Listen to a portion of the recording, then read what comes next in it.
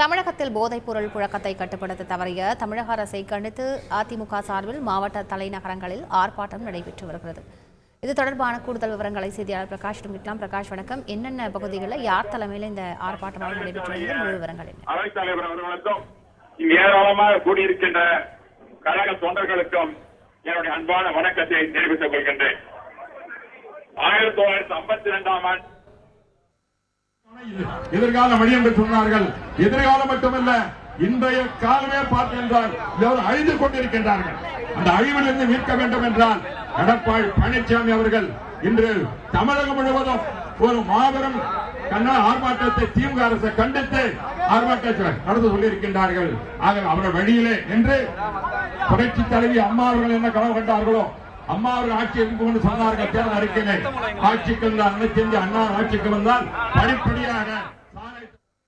இது தொடர்பான முழு விவரங்களை செய்தியாளர் ராஜாவிடம் கேட்கலாம். ராஜா, வணக்கம். ராஜா, எந்தெந்த பகுதிகளில் யார் தலைமையில் இந்த ஆர்ப்பாட்டம் நடைபெற்று வருகிறது? முழு விவரங்கள் என்ன?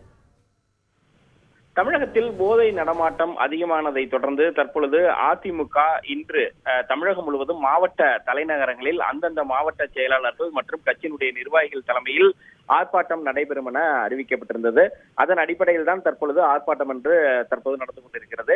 நேற்று கூட அக்கட்சியினுடைய பொதுச் செயலாளர் திரு எடப்பாடி பழனிசாமி ஒரு காணொலி கூட வெளியிட்டார். அதில் அதாவது கிட்டத்தட்ட 3 நிமிடங்கள் ஓடக்கூடிய அந்த காணொலியில் போதைப் பொருள் நடமாட்டம் ஒரு பக்கம் அதிகம் இருந்தாலும் நம் குடும்பத்தாரை எப்படி, நம்மளுடைய பிள்ளைகளை, நம்முடைய வீட்டில் இருக்கக்கூடியவர்களை எப்படி பாதுகாத்துக் கொள்ள வேண்டும், இளம் சமுதாயத்தினரை எப்படி பாதுகாக்க வேண்டும் என்பது குறித்த ஒரு காணொலி கூட வெளியிட்டிருந்தார். இந்த நிலையில் தான் மாவட்ட தலைநகரங்களில் தற்பொழுது இந்த ஆர்ப்பாட்டம் என்பது நடைபெற்று வருகிறது. அனைத்து மாவட்ட தலைநகரங்களில் அந்தந்த மாவட்ட செயலாளர்கள், அதே போல் முன்னாள் அமைச்சர்கள், அதே போல் கட்சியினுடைய முக்கிய நிர்வாகிகள், எம்எல்ஏக்கள், எம்பிக்கள் ஆகியோர் இந்த ஆர்ப்பாட்டத்தில் கலந்து கொண்டிருந்தால், அதாவது இளைஞரணி சார்பாக இந்த ஆர்ப்பாட்டம் என்பது மாணவரணி சார்பாகவும் நடத்தப்படுகிறது அதிமுகவின். ஆகையால் அனைத்து மாவட்ட தலைநகரங்களும் போதைக்கு எதிரான இந்த ஆர்ப்பாட்டங்கள் நடைபெற்று வருகிறது. இதில் தமிழகத்தில் இந்த போதை பொருட்களுடைய நடமாட்டத்தை கட்டுப்படுத்த வேண்டும், அதே போல் பயன்படுத்தக்கூடாது என்பது உள்ளிட்ட, அதாவது இது தொடர்புடையவர்கள் மீது உரிய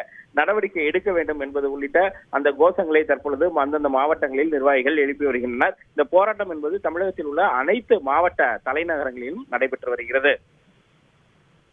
நன்றி ராஜா. செய்திகளை உடனுக்குடன் தெரிந்து கொள்ள உடனே சப்ஸ்கிரைப் பண்ணுங்க.